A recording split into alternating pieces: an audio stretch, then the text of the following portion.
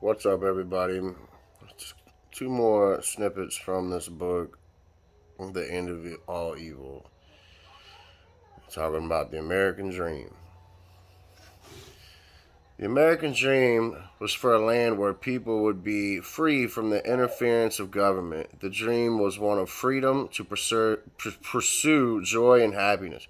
Today, culture teaches that the American Dream is a specific and tightly defined perspective of the perfect life, and that the reason the United States of America is great is because it has the ability to create that life for you. Culture perverts everything good.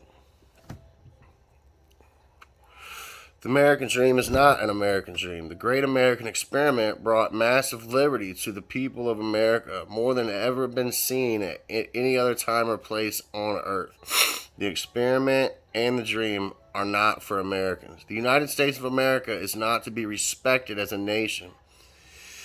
It is not a favored group. There is no magic, no cultural supremacy in the red, white, and blue. The great American experiment is to be respected only because it taught people that they are worth more than the law.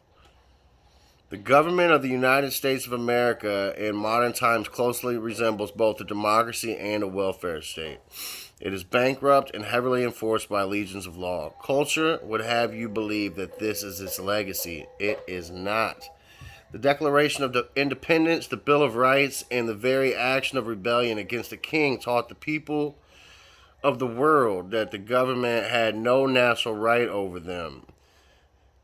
These things taught the whole earth that they owed government and authority nothing. It told people that authority should never tell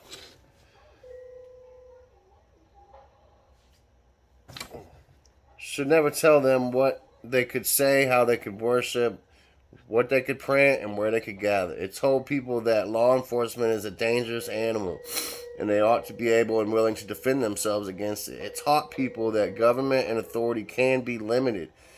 It taught people that they were worth more than the law. This mighty step taken in the pattern of liberty has nothing to do with the democracy of government. The power of beauty of this step was the anti-culture created by men of rebellion. They attacked every leg of authority by teaching people about a measure of their own worth. The experiment has proven successful. Freedom for people does not create anarchy. America is not perfect, and it will not be the end of freedom. Mankind's thirst for liberty will not endure the tyrannies of earth for long. They will be taught that they are worthy of ruling their own lives. The pattern of tyranny will be broken. The American dream is not an American dream. It is a human dream. It was a giant stair climbed on the backs of heroes towards the freedom of men, and it will not be the last. Alright. I'll do one more.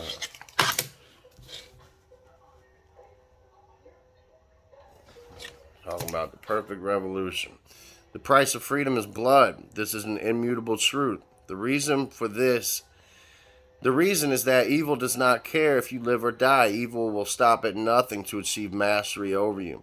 Perfect revolution is a revolution where all the blood paid for freedom is paid by tyrants, and where none is paid by the innocent.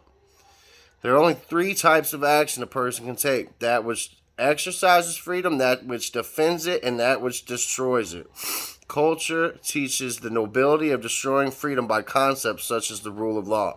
At the same time, it teaches the immorality of defending freedom in concepts such as police authority. Culture cannot be allowed to continue. As long as men of violence walk the earth, they will devise ways to create cultures under threat of death. The defense of freedom is always righteous, and no tyrant can be spared.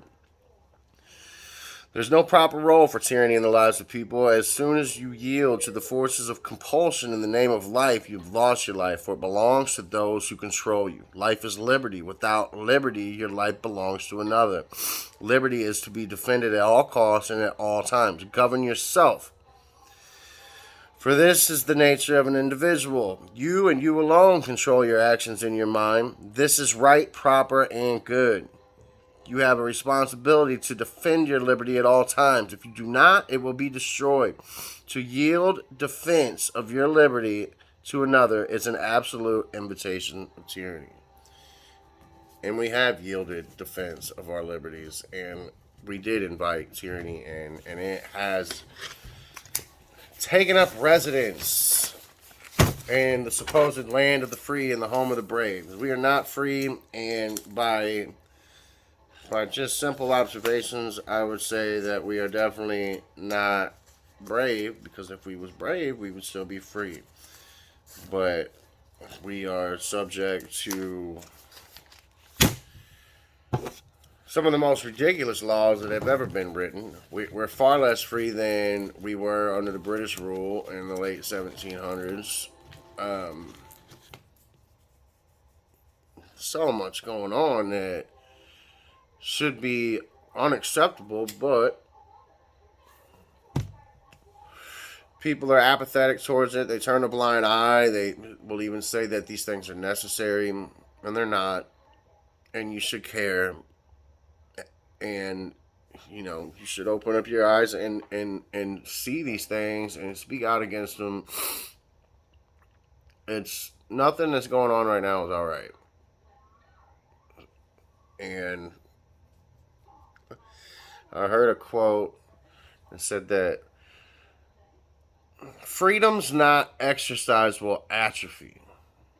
Like if you don't fucking work your muscles or whatever, they get limp and fucking they ain't worth a shit no more. Just like all the freedoms. We let them erode all these concepts of freedom that we have, just inch by inch by inch by inch. And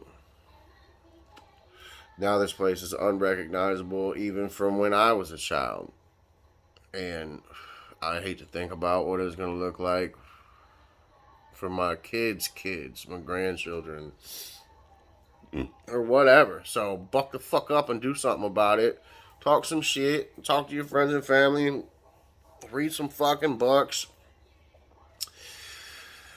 Find some principles, or dig up your old principles and stick to them like a rock.